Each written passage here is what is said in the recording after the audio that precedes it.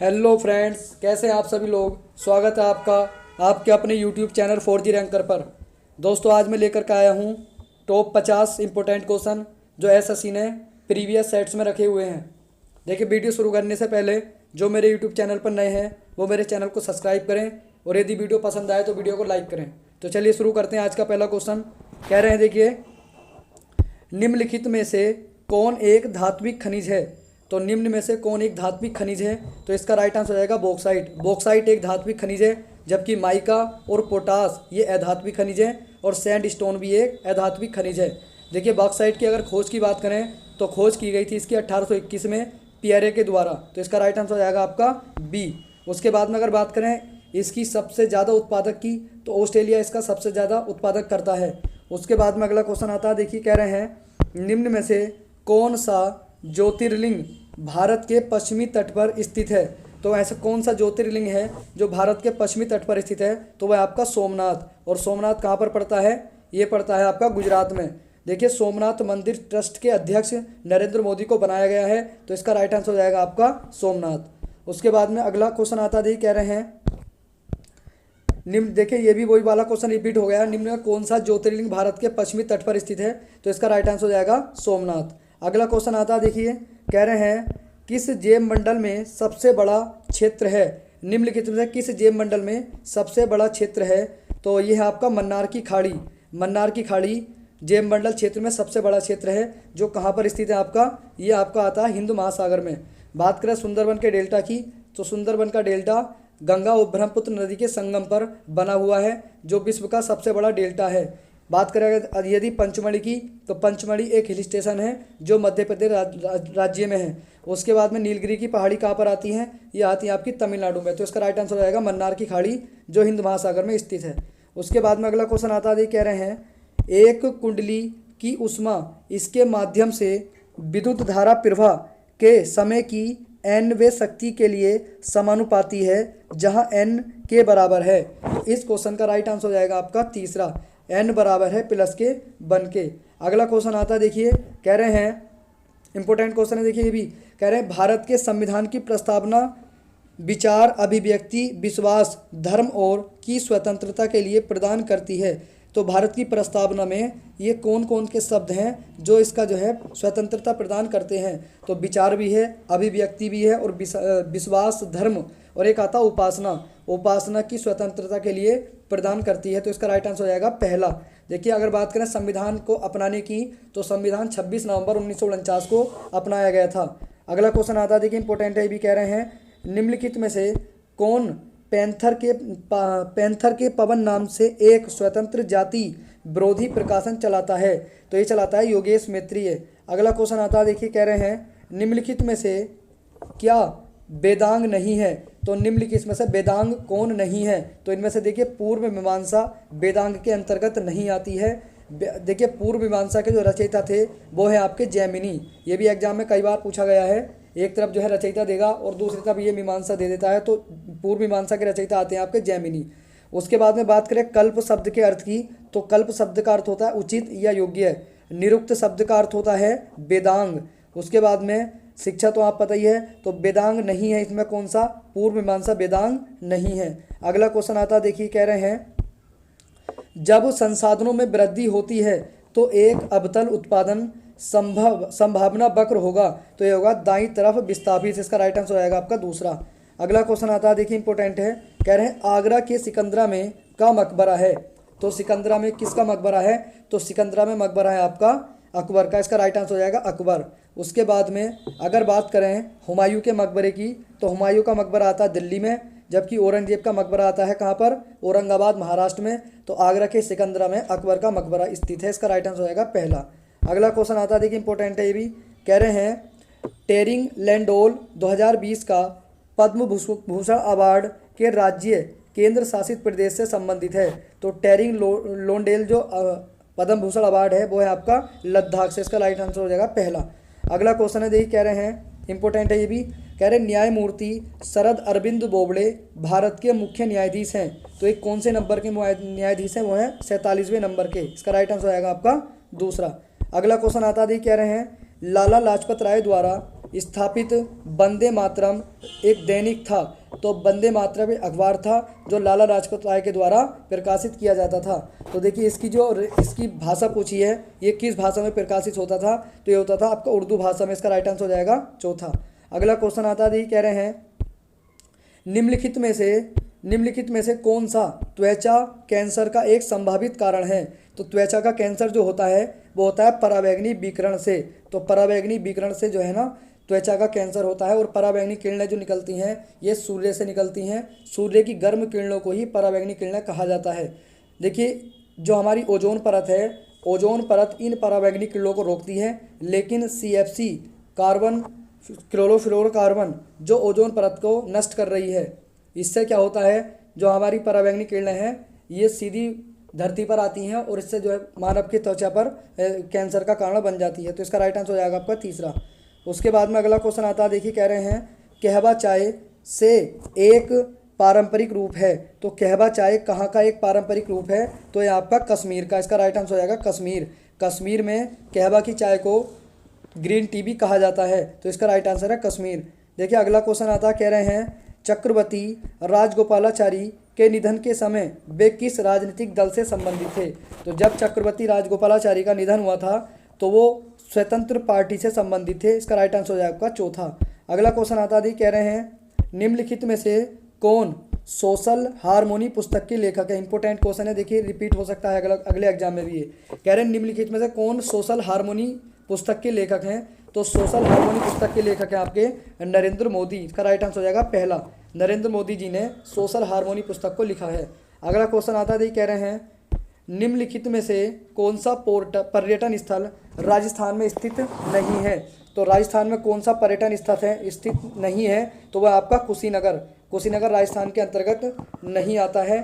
जबकि नाथ द्वार भी राजस्थान में आता है, पुष्कर भी और रणकपुर भी आपका राजस्थान के अंतर्गत आता है। अगला क्वेश्चन आता है, कह रहे हैं सतीश गुजराल जिनका मार्च 2020 में निधन हो गया था एक प्रख्यात थे। तो ये प्रख्यात पत्रकार थे। इसका राइट आंसर हो जाएगा दूसरा। अगला क्वेश्चन आता है, कह रहे हैं 1 अप्रैल 2020 से यूनाइटेड बैंक ऑफ इंडिया का विलय निम्नलिखित में से किस बैंक के रूप के साथ हो गया। तो ये देखिए ये जो हुआ है आपका भारतीय स्टेट बैंक के साथ इसका विलय कर दिया गया है। तो इसका राइट आंसर हो जाएगा आपका तीसरा। उसके बाद में अगला क्वेश्चन आता है, कह रहे हैं निम्नलिखित में से कौन सा एक मौलिक SI इकाई नहीं है। तो मौलिक SI इकाई नहीं है ये आपका टेस्ला एक मौलिक SI इकाई नहीं है। जबकि कैंडेला जो है वो ज्योति तीव्रता का मात्रक है, और केल्विन ताप का मात्रक है, और एम्पियर धारा का मात्रक है। जो विद्युत धारा होती है उसका मात्रक एम्पियर है। टेस्ला इकाई आपकी नहीं है। उसके बाद में अगला क्वेश्चन आता है, कह रहे हैं अजय बोरियर 2020 भारत और के बीच एक संयुक्त सैन्य अभ्यास है। तो अजय वॉरियर भारत और किस देश के बीच होता है जो आपका 2020 में हुआ है। तो ये देखिए यूनाइटेड किंगडम के बीच में होता है, यानी कि इंग्लैंड के बीच में। भारत और इंग्लैंड के बीच में अजय वॉरियर 2020 आयोजित किया गया। उसके बाद में अगला क्वेश्चन आता है, कह रहे हैं निम्नलिखित में से कौन एक मौलिक SI नहीं है। देखिए रिपीटेड क्वेश्चन है, तो इसका राइट आंसर हो जाएगा टेस्ला। अगला क्वेश्चन आता है, कह रहे हैं निम्नलिखित में से कौन सा हिल स्टेशन हिमाचल प्रदेश राज्य में है। तो ऐसा कौन सा हिल स्टेशन है जो हिमाचल प्रदेश राज्य में स्थित है, तो है आपका डलहौजी हिमाचल प्रदेश के चंबा जिले में स्थित है। जबकि नैनीताल आपका उत्तराखंड में आता है, और बिनसर भी आपका एक स्वास्थ्य स्थल है, ये भी आपका उत्तराखंड में आता है, और लैंस डाउन भी उत्तराखंड के अंतर्गत आता है। जबकि डलहौजी आपका हिमाचल प्रदेश राज्य में स्थित है। उसके बाद में अगला क्वेश्चन आता है, कह रहे हैं जब वसा और तेल ऑक्सीकृत होते हैं तो उनकी गंध और स्वाद बदल जाता है। इस घटना को क्या कहा जाता है। तो इस घटना को कहा जाता है विकृत गंधिता। इसका राइट आंसर हो जाएगा आपका तीसरा। अगला क्वेश्चन है, देखिए कह रहे हैं एक मैच के दौरान गेंद से चोट लगने पर निम्न में से किस खिलाड़ी की मृत्यु हुई थी। तो ये कौन से खिलाड़ी हैं जिनकी गेंद लगने से मृत्यु हो गई थी, तो वो आपके रमन लांबा। इसका राइट आंसर हो जाएगा पहला रमन लांबा। अगला क्वेश्चन आता है, देखिए कह रहे हैं एक एसीटोन अणु में कितने ऑक्सीजन परमाणु होते हैं। तो एक एसीटोन अणु में कितने ऑक्सीजन परमाणु होते हैं, तो वो होते हैं आपके एक। इसका राइट आंसर हो जाएगा आपका दूसरा।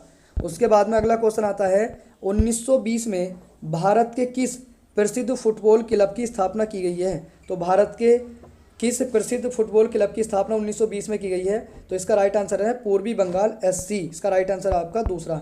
जबकि बात करें मोहन बागान की, तो मोहन बागान SC आपकी 1889 में स्थापित किया गया था। उसके बाद में डैम्पो SC की गई थी आपकी 1968 में। और देखिए चर्चिल, आपकी जो चर्चिल ब्रदर्स है ये 1888 में की गई थी। तो 1920 में आपकी पूर्वी बंगाल को मतलब स्थापित किया गया था। अगला क्वेश्चन है, देखिए कह रहे हैं निम्नलिखित में से कौन माउंट आबू में स्थित है? इंपॉर्टेंट क्वेश्चन है, देखिए एग्जाम में पूछता है ऐसे ऐसे क्वेश्चन। तो निम्नलिखित में से कौन माउंट आबू में स्थित है? तो माउंट आबू में स्थित है आपका दिलवाड़ा का जैन मंदिर। इसका राइट आंसर हो जाएगा आपका तीसरा। उसके बाद में सहेलियों की बाड़ी जो है आपकी ये उदयपुर में आती है, ये भी राजस्थान में स्थित है। और नाहरगढ़ का किला आपका आता है जयपुर में। उसके बाद में हंसवेरी मंदिर जो है ये पश्चिम बंगाल में स्थित है। जबकि माउंट आबू में स्थित है आपका दिलवाड़ा का जैन मंदिर जो सामंत बिमल ने बनाया था। इसका राइट आंसर आपका तीसरा। उसके बाद में अगला क्वेश्चन आता है, देखिए इंपॉर्टेंट क्वेश्चन है ये भी। कह रहे हैं ब्रह्मगुप्त ने कुट्टाक और कुट्टकग्निता शब्द का इस्तेमाल किया था, ये किसके लिए किया था? तो ये किया गया था बीज गणित के लिए। इसका राइट आंसर हो जाएगा पहला। उसके बाद में अगला क्वेश्चन आता है, देखिए 1907 में कांग्रेस का वार्षिक सत्र कहाँ आयोजित किया गया था? इंपॉर्टेंट क्वेश्चन है, कई बार एग्जाम में पूछा हुआ है। 1907 में जो कांग्रेस का वार्षिक सत्र या वार्षिक अधिवेशन था वो सूरत में आयोजित किया गया था। और देखिए इस अधिवेशन में कांग्रेस का विभाजन दो दलों के बीच में हो गया था। एक था नरम दल और एक था आपका गरम दल। तो इंपॉर्टेंट क्वेश्चन है यहाँ पर 1907 में कहाँ पर हुआ था? सूरत अधिवेशन। अगला क्वेश्चन आता है, कह रहे हैं किसी पदार्थ की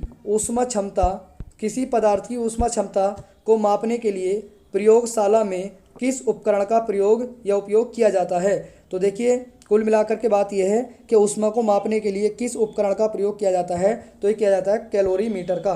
कैलोरी से ऊष्मा मापा जाता है। उसके बाद में मोनोमीटर की यदि बात करें तो मोनोमीटर से मापा जाता है आपका दबाव मापक है आपका। और बैरोमीटर से आपकी क्या मापी जाती है? ये भी कैलोरीमीटर है ना। तो इससे उसके बाद में मोनोमीटर से आपका मापा जाता है देखिए दबाव मापक। और हाइग्रोमीटर से मापा जाता है आर्द्रता। तो इसका राइट आंसर हो जाए आपका कैलोरी।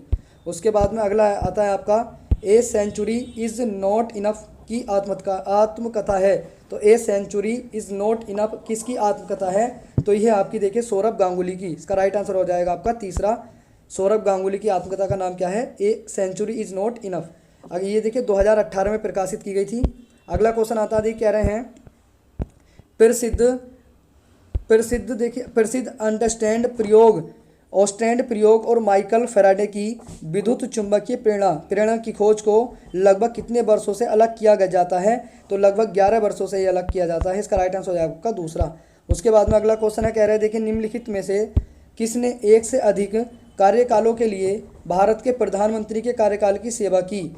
तो ऐसे कौन से इसमें प्रधानमंत्री हैं? निम्नलिखित ऑप्शन में ऐसे कौन से प्रधानमंत्री हैं जिन्होंने 2 बार भारत के प्रधानमंत्री पद की शपथ ली? तो वह आपके देखिए अटल बिहारी वाजपेयी ने भारत के 2 बार प्रधानमंत्री बनने की ख्याति प्राप्त की। उसके बाद में अगला क्वेश्चन आता है, देखिए पुस्तक है ये, निम्नलिखित में से कौन अष्टाध्यायी पुस्तक के लेखक हैं? तो अष्टाध्यायी पुस्तक के लेखक कौन हैं? तो ये आपके पाणिनि। इसका राइट आंसर हो जाएगा आपका दूसरा। अगला क्वेश्चन है, कह रहे हैं संक्षिप्त नाम AIDMK, यानी कि इसमें पूछा है कि एम का मतलब या एम का अर्थ क्या है? एक राजनीतिक पार्टी है जो तमिलनाडु में चलती है। इसका पूरा नाम है अन्ना द्रविड़ मुन्नेत्र कड़गम।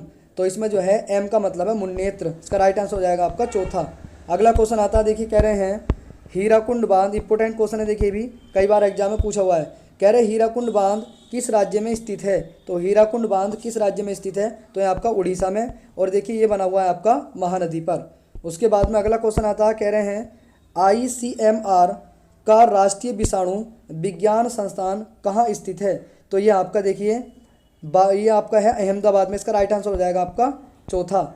उसके बाद में अगला क्वेश्चन है, देखिए कह रहे हैं भारत के निम्नलिखित राष्ट्रपतियों में से किसकी पद पर रहते हुए मृत्यु हुई थी? तो ऐसे कौन से राष्ट्रपति हैं जो पद पर रहते हुए मृत्यु हुई थी? तो वो है आपके फ़खरुद्दीन अली अहमद। इसका राइट आंसर हो जाएगा आपका पहला। उसके बाद में अगला क्वेश्चन आता है, देखिए कह रहे हैं निम्नलिखित हिमालय की चोटियों में सबसे पूर्वी कौन सी है? तो सबसे पूर्वी चोटी इन ऑप्शनों में कौन सी है? तो वह आपकी कंचनजंगा। इसका राइट आंसर हो जाएगा कंचनजंगा।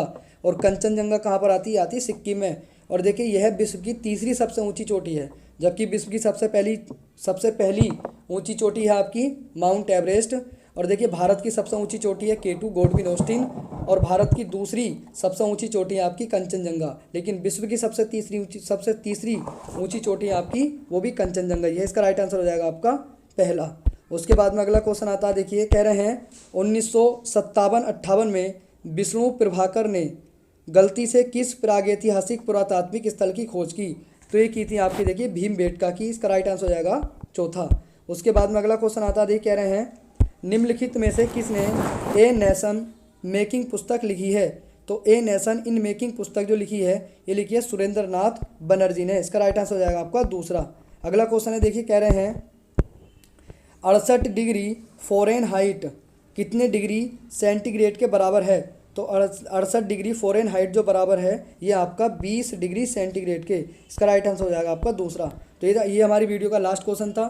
दोस्तों अगर वीडियो पसंद आई हो तो वीडियो को लाइक करें, कमेंट करें। मिलते हैं अगली वीडियो में, तब तक के लिए धन्यवाद।